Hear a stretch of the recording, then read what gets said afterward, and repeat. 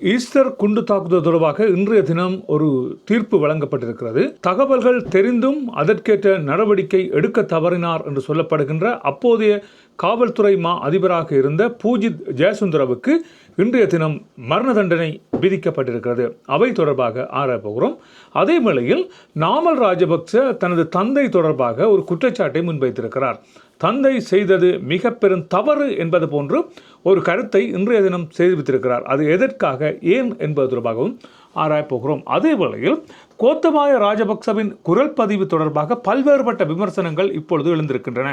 அந்த விமர்சனத்தின் பின்னணியில் இவர் இராணுவத்தில் இருந்து சட்டபூர்வமான வகையிலே விலகவில்லை என்பது, இவர் இராணுவத்தில் இருந்து சட்டபூர்வமாக விலகவில்லை என்று சொல்லி தெரிவிக்கப்பட்டிருக்கிறது.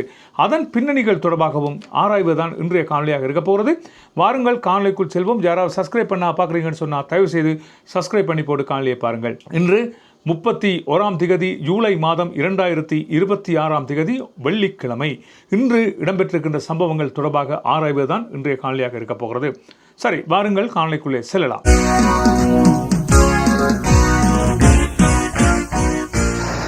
2019 ஈஸ்டர் தாக்குதல் ஞாயிறன்று முஸ்லிம் தீவிரவாத அமைப்புகளாக மேற்கொள்ளப்பட்டதாக சொல்லப்படுகின்ற ஒரு குண்டு தாக்குதல் தொடர்பான தகவல் முன்கூட்டியே புலனாய்வு தகவலாக கிடைத்திருந்த போதும் அவை தொடர்பாக அவற்றை தடுப்பதற்கு எந்தவிதமான நடவடிக்கைகளும் எடுக்கப்படவில்லை என்று தெரிவிக்கப்பட்டிருந்தது.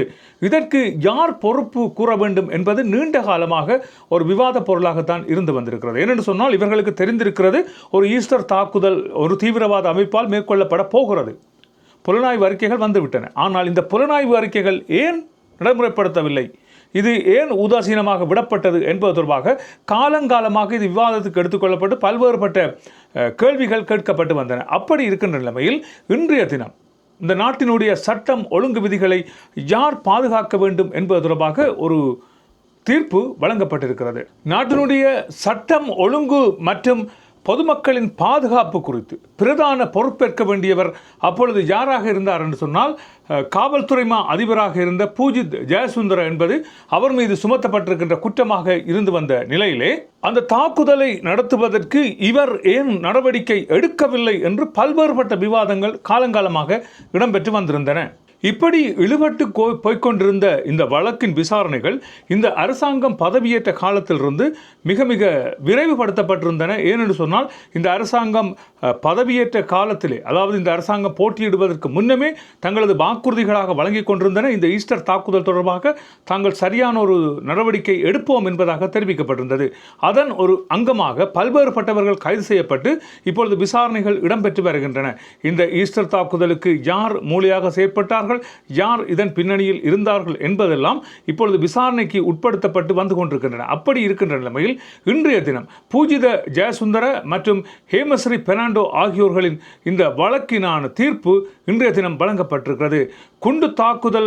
இந்த குண்டு தாக்குதல் இடம்பெறப் போகிறது என்று தெரிவித்தும் அதை தடுக்க முயற்சிகள் மேற்கொள்ளாத பூஜித ஜெயசுந்தர மீது இன்றைய தினம் ஒரு தீர்ப்பு வழங்கப்பட்டிருக்கிறது. இதனது பின்னணிகளை பார்ப்போமாக இருந்தால் 2018 அக்டோபர் 25 அன்று மைத்ரிபால சிறிசேன மஹிந்த ராஜபக்சவை பிரதமராக நியமித்த அரசியல் நெருக்கடி மிக்க அந்த காலப்பகுதியில் காவல்துறை ஜனாதிபதியின் நேரடி கட்டுப்பாட்டின் கீழ் கொண்டு வரப்பட்டிருந்தது. பின்னர் நாடாளுமன்றம் கலைக்கப்பட்ட வேளையிலே உச்ச நீதிமன்றம் என்ன தெரிவித்தது என்று சொன்னால் அந்த நடவடிக்கை அரசியலமைப்புக்கு முரணானது என தீர்ப்பு வழங்கி இருந்தது. அதன் பிற்பாடு ரணில் விக்ரமசிங்கா மீண்டும் பிரதமராக வந்த வழியில் காவல்துறையை தொடர்ந்து ஜனாதிபதியின் கீழ் வந்ததாக சொல்லப்படுகிறது. எனவே ஜனாதிபதியாக மைத்ரிபால சிறிசேன மீண்டும் வந்ததன் பிற்பாடு பல்வேறுபட்ட சர்ச்சைகள் இந்த ஈஸ்டர் தாக்குதல் தொடர்பாக, ஈஸ்டர் தாக்குதலின் பிற்பாடு நாடாளுமன்றத்தில் இடம்பெற்றிருந்தன. பூஜித ஜெயசுந்தர மீது தான் குற்றம் சுமத்தப்பட்டிருந்தது என்று தெரிவிக்கப்பட்டிருக்கிறது. என்று சொன்னால் இவருக்கு சகல தெரிந்தும் இவர் நடவடிக்கை எடுக்கவில்லை என்று தெரிவிக்கப்பட்டிருக்கிறது. இதில் இன்னொரு காரணம் இருக்கிறது. என்னவென்று சொன்னால் ரணில் விக்ரமசிங்காவின் பேரில் தான் பூஜித ஜெயசுந்தர நியமிக்கப்பட்டிருந்தார் அந்த பதவிக்கு. எனவே ரணில் விக்ரமசிங்காவை பழிவாங்குவதாக நினைத்துக்கொண்டு மைத்ரிபால சிறிசேன இவரை அந்த ஈஸ்டர் தாக்குதல் இடம்பெற்ற பிற்பாடு 8 நாட்கள் கழித்து இவரை கட்டாய விடுமுறையிலே அனுப்பியிருந்தார் என்று தெரிவிக்கப்பட்டிருக்கிறது. அதன் பிற்பாடு நாடாளுமன்றத்திலே பாரதூரமான விவாதங்கள் அப்பொழுது முன்வைக்கப்பட்டிருந்தன.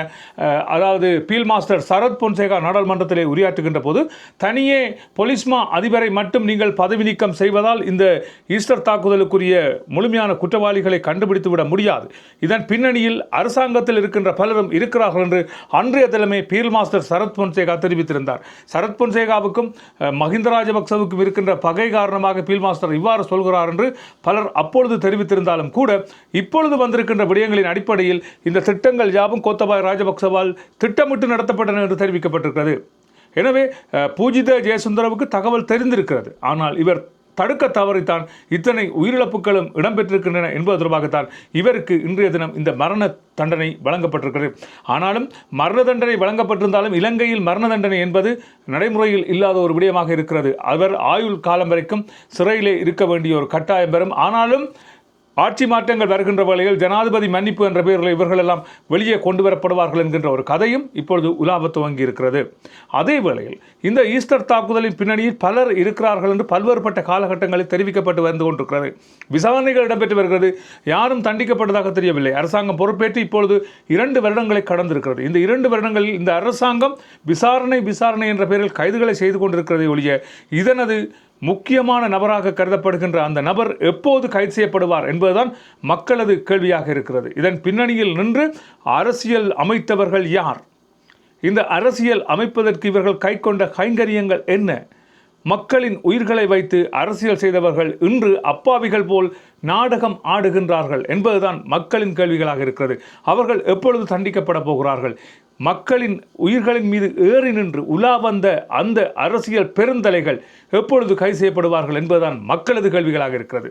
இதே வேளையில் பூஜித ஜெயசுந்தரவுக்கு இன்று மரண தண்டனை விதிக்கப்பட்டிருக்கிறது. வழக்கின் விவகாரம் நீதிமன்றம் அவருக்கான அந்த தீர்ப்பை வழங்கியிருக்கிறது. ஆனாலும் அப்பொழுது ஜனாதிபதியாக இருந்த மைத்ரிபால சிறிசேன பணிப்பின் பேரிலே இவர் பாதுகாப்பு சபை கூட்டங்களிலே பங்கு பெற்ற வேண்டாம் என்று அறிவுறுத்தப்பட்டிருக்கிறார் என்பது போன்றும் அதற்குரிய அறிவித்தலை அப்பொழுது பாதுகாப்பு அமைச்சின் செயலராக இருந்த கபில வைத்தியரத்ன தமக்கு அறிவித்தார் என்பது போன்றும் பூஜித ஜெயசுந்தர தனது சாட்சியத்திலே தெரிவித்திருக்கிறார்.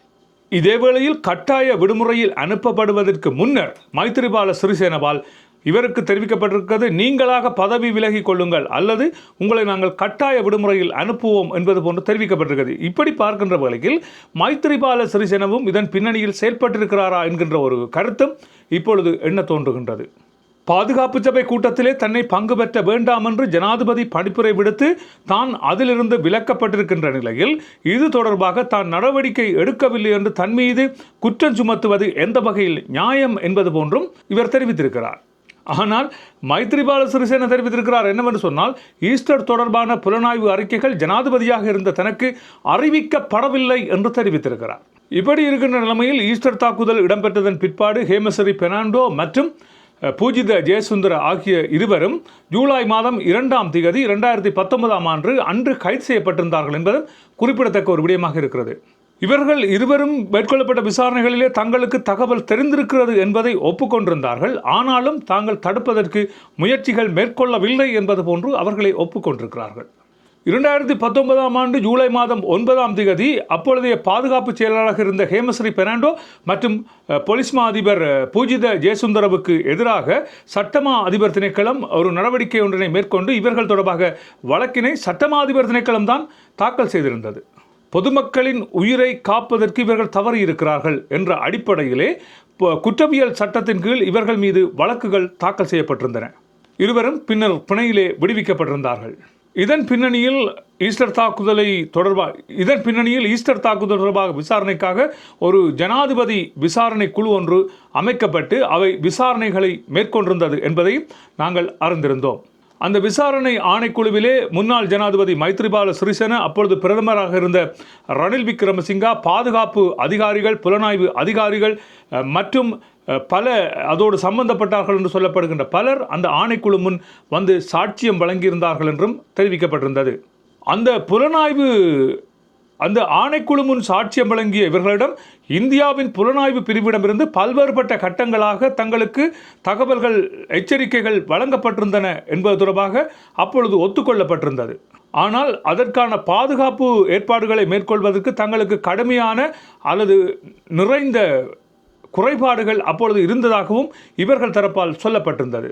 பாதுகாப்பு தொடர்பான கூட்டங்களில் தான் பங்கு பெற்ற கூடாது என்று ஜனாதிபதியால் தான் விலகி வைக்கப்பட்டிருந்தாலும் கூட இந்த நாட்டினுடைய ஒழுங்கு மற்றும் பொதுமக்களின் பாதுகாப்பு என்பன பொலிஸ்மா அதிபரின் கையில் தான் இருந்தன என்பது தொடர்பாக பல தரப்புகள் அந்த விடயத்தை சுட்டிக்காட்டி அங்கே வாதங்கள் இடம்பெற்றன என்பதையும் நாங்கள் இந்த இடத்தில் சுட்டிக்காட்ட விரும்புகிறோம். 2021ஆம் ஆண்டு வெளியிடப்பட்ட ஜனாதிபதி விசாரணை ஆணைக்குழுவின் இறுதி வரைவிலே ஈஸ்டர் தாக்குதலை தடுக்க தவறியமைக்காக அப்பொழுது இருந்த பல உயர்மட்ட அதிகாரிகள் பொறுப்பு கூற வேண்டும் என்று அவர்கள் தீர்ப்பு வழங்கியிருந்தார்கள் என்று குறிப்பிடப்பட்டிருந்தது. இதன் அடிப்படையில் முன்னாள் ஜனாதிபதி மைத்ரிபால சிறிசேன, பாதுகாப்பு செயலாளர் ஹேமசிறி பெர்னாண்டோ, முன்னாள் காவல்துறை அதிபர் பூஜித ஜெயசுந்தர உள்ளிட்டோர் தொடர்பாக பல்வேறு விமர்சனங்கள் அதிலே முன்வைக்கப்பட்டிருந்ததையும் நாங்கள் காணக்கூடிய மாதிரியாக இருந்திருந்தது. இவர்கள் தொடர்பாக சட்ட ரீதியான நடவடிக்கை எடுக்க வேண்டும் என்று அதிலே பரிந்துரைக்கப்பட்டிருந்தது. அதனைத் தொடர்ந்து 2022ஆம் ஆண்டு பிப்ரவரி மாதம் 16ஆம் தேதி 3 அடங்கிய நிரந்தர நீதிமன்றத்தின் முன் இந்த விடயங்களோடு சம்பந்தப்பட்டார் என்று சொல்லப்படுகின்ற முன்னாள் பாதுகாப்பு செயலாளர் ஹேமசிறி பெர்னாண்டோ மற்றும் பூஜித ஜெயசுந்தர இருவரும் அழைக்கப்படாமலே இந்த வழக்கிலிருந்து இவர்கள் விடுவிக்கப்பட்டிருந்தார்கள் என்றும் தெரிவிக்கப்பட்டிருந்தது.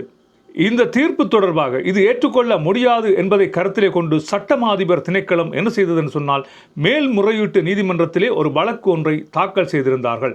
அதன் அடிப்படையில் இதை விசாரித்த உச்ச நீதிமன்றம் குற்றஞ்சாட்டப்பட்டவர்களின் சாட்சியங்களை பதிவு செய்யாமல் இந்த வழக்கை தள்ளுபடி செய்தது பிழை என்று தெரிவித்து அந்த தீர்ப்பை தள்ளுபடி செய்திருந்தது. அதனைத் தொடர்ந்து அந்த வழக்கை மீள் விசாரணை செய்யுமாறும் உத்தரவு ஒன்றினை பிறப்பித்திருந்தது. அதனைத் தொடர்ந்து கொழும்பு 3 அடங்கிய நிரந்தர நீதிமன்றத்தின் மீது மீண்டும் இது விசாரணைக்கு எடுத்துக்கொள்ளப்பட்டது. இதன் அடிப்படையில் முன்னாள் காவல்துறை அதிபர் பூஜித ஜெயசுந்தரவுக்கு எதிராக 855 முறைப்பாடுகள் உள்ளடங்கிய குற்றப்பத்திரிகை தாக்கல் செய்யப்பட்டிருந்தது. இவர்களது அலட்சியம் காரணமாக இந்த ஈஸ்டர் தாக்குதல் மேற்கொள்ளப்பட்டு அதிலே நூற்றுக்கணக்கான உயிர்கள் பலிகொள்ளப்பட்டு பலர் காயத்துக்கு உள்ளாகினார்கள் என்ற விடயம் சுட்டிக்காட்டப்பட்டதை தொடர்ந்து இவர்கள் மீது விசாரணைகள் முன்னெடுக்கப்பட்டிருந்தன. இதன் பிற்பாடு பல தரப்புகளிடம் மேற்கொள்ளப்பட்ட விசாரணைகள் எழுத்து மூல வாக்குமூலங்களின் அடிப்படையில் இதன் மீதான தீர்ப்பு ஜூலை மாதம் 31ஆம் தேதி, அதாவது இன்றைய தினம் கொழும்பு நீதிமன்றம் 3 அடங்கிய நிரந்தர நீதிமன்றம் இந்த தனது தீர்ப்பை இன்றைய தினம் அறிவித்திருக்கிறது. எனவே இதன் அடிப்படையில் இந்த நீதிமன்றத்தின் நீதிபதிகள் இந்த பொலிஸ்மா அதிபர் இந்த திட்டத்தை தடுக்க தவறினார் என்பதன் அடிப்படையில் அவர் மீது குற்றம் சுமத்தப்பட்டு அவருக்கான தீர்ப்பு வழங்கப்பட வேண்டும் என்று பெரும்பான்மை நீதிபதிகள் தங்களது கருத்தை வெளியிட்டிருக்கிறார்கள். எனவே இந்த உயிரிழப்புகள் இவரால் தடுக்கப்பட்டிருக்கலாம் என்பதை கருத்திலே கொண்டு இன்றைய தினம் அவருக்கு மரண தண்டனை விதிக்கப்பட்டிருப்பதாக தெரிவிக்கப்பட்டிருக்கிறது. எனவே இவை இன்று தீர்க்கப்பட்டிருக்கின்றன.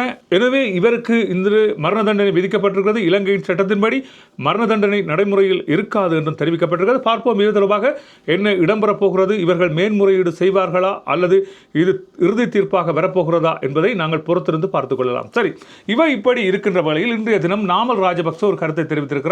தனது தந்தை தொடர்பாக முதல் முறையாக அவர் ஒரு குற்றச்சாட்டை முன்வைத்திருக்கிறார். அது என்னவென்று சொன்னால், இப்போ ஒரு விடயம் இடம்பெறுகிறது என்றால் அந்த விடயம் தங்களுக்கு சார்பானதாக இருக்கும் என்ற வகையிலே தான் இந்த மஹிந்த ராஜபக்ச கும்பல்கள் பல்வேறுபட்ட திட்டங்களை முன்வைத்திருந்தார்கள் என்பதை நாங்கள் அறிவோம். அதன் அடிப்படையில் 2019ஆம் ஆண்டு மேற்கொள்ளப்பட்டதாக சொல்லப்படுகின்ற 18வது அரசியலமைப்பு சீர்திருத்தம். இந்த அரசியலமைப்பு சீர்திருத்தம் என்ன சொல்கிறது என்று சொன்னால், இலங்கை நாட்டிலே ஜனாதிபதியாக ஒருவர் பதவி வகிக்கலாம் 2 தடவைகள் என்று சொல்லப்பட்டது. ஆனால் இந்த பதவி வெறி, பதவி ஆசை கொண்ட இந்த ராஜபக்ச கும்பல்கள் என்ன செய்தது என்று சொன்னால், தாங்கள் தான் இந்த நாட்டினுடைய ராஜாக்கள், தங்களை யாராலும் அசைக்க முடியாது என்பதை 2015ஆம் ஆண்டு தேர்தலிலே இவர்கள் நிரூபிக்க வேண்டும் என்பதை கருத்திலே கொண்டு இந்த 18வது அரசியலமைப்பு சீர்திருத்தத்தில் இருக்கின்ற 2 தடவைகள் ஜனாதிபதி என்கின்ற சட்ட முறைமையை மாற்றி ஒருவர் எத்தனை தடவைகளும் ஜனாதிபதியாக இருக்கலாம், அவர் சாகின்ற வரைக்கும் ஜனாதிபதியாக இருக்கலாம் என்கின்ற ஒரு நடைமுறையை கொண்டு வந்து தங்களுக்கு சார்பானதாக ஒரு திட்டத்தை வகுக்க இவர்கள் மேற்கொண்ட ஒரு திட்டம் இப்பொழுது அவர்களுக்கு எதிராகவே வந்திருக்கிறது. ஏனென்று சொன்னால், இப்பொழுது இருக்கின்ற அரசாங்கம், இப்பொழுது போய்கொண்டிருக்கின்ற தன்மைகளை பார்த்தால் இந்த அரசாங்கம் நன்மை செய்து கொண்டிருக்கிறது. அரசாங்கத்தில் வேறு விடயங்கள் பல இருந்தாலும் கூட முன்னர் இருந்த பல்வேறுபட்ட ஊழல்கள் இப்பொழுது பிடிபட்டு கொண்டிருக்கின்றன. இப்படி இருக்கின்ற நிலைமையில் தங்களுக்கு எதிராக இந்த சட்டம் வந்திருக்கின்றதை கருத்திலே கொண்டு இப்பொழுது சொல்லியிருக்கிறார், தனது தந்தை மிகப்பெரிய ஒரு தவறை செய்திருக்கிறார். இந்த 18வது அரசியல் சீர்திருத்தத்தை எனது தந்தை செய்யாமல் இருந்திருக்க வேண்டும் என்பது போன்று தெரிவித்திருக்கிறார். இவர்கள் எதிர்பார்க்கவில்லை எல்லாம் தலைகீழாக மாறும் என்று. தங்களுக்கு பிறகு தங்கள் சிறிய தந்தை, அதற்கு பிறகு தான், இப்படியே தங்களது பரம்பரை இந்த நாட்டை ஆளும் என்றே இவர்கள் நினைத்திருந்தார்கள். ஆனால் எல்லாவற்றுக்கும் அடி விழுந்ததன் பிற்பாடுதான் இவர்கள் தங்கள் இந்த அரசியலமைப்பு சீர்திருத்தத்தை தாங்கள் மாற்றியிருக்க கூடாது என்று முதல் முறையாக தந்தைக்கு எதிராக ஒரு கருத்தை நாமல் ராஜபக்ச தெரிவித்திருந்தார். இது அப்பொழுது பல்வேறுபட்ட விமர்சனங்களை விமர்சித்திருந்தது. ஏனென்று சொன்னால், ஒரு நாட்டினுடைய அரசியல் சீர்திருத்தத்தை தங்களுக்கு எதிராக மாற்றிய பெருமை மஹிந்த ராஜபக்ச வைச்சார். இப்பொழுது இருக்கின்ற அரசாங்கம் நினைத்தால் எவ்வாறும் சட்டங்களை மாற்றிக் கொள்ளலாம். ஏனென்று சொன்னால் பெரும்பான்மை அவர்களிடம் இருக்கிறது. தொடர்ந்து தாங்கள் தான் ஆட்சிக்கு வரப்போகிறோம் என்று தெரிவித்து தங்களுக்கு ஏற்ற வகையில் இந்த அரசாங்கம் அரசியலமைப்பு திட்டங்களை மாற்றுமாக இருந்தால் அது இலேசாக மாறிவிடும். ஏனென்று சொன்னால் இப்பொழுது பெரும்பான்மை மிக்க ஒரு அரசாங்கமாக இந்த அரசாங்கம் இருக்கிறது.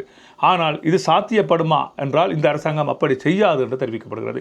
எனவேதான் இப்பொழுது நாமல் ராஜபக்ச தனது தந்தை தொடர்பாக ஒரு கருத்தை வெளியிட்டிருக்கிறார் என்பது குறிப்பிடத்தக்க ஒரு விடயமாக இருக்கின்ற அதே வேளையில் இந்த கோத்தபாய ராஜபக்ச தொடர்பான குரல் பதிவு ஏன் வெளியிடப்பட்டது? அவர் முன்னர் எப்படி இருந்தார்? பல்வேறுபட்ட குற்றச்சாட்டுகள் கோத்தபாய ராஜபக்ச மீது சுமத்தப்பட்டிருக்கின்றன. பிரதீப் எக்லிங்கோட காணாமல் போன விடயம், லலித் குகன் காணாமல் போன விடயம், பல்வேறுபட்டவர்கள் கடத்தி காணாமலாக்கப்பட்ட விடயம், 11 இளைஞர்கள் கொலை விவகாரம், அதாவது திருவண்ணாமலையில் இடம்பெற்ற அந்த மாணவர் கடத்தலோடு இவருக்கும் சம்பந்தம் இருக்கிறது என்று சொல்லப்படுகிறது. அப்படி பல்வேறுபட்ட குற்றச்செயல்கள் இவர் மீது சுமத்தப்பட்டிருக்கின்றன.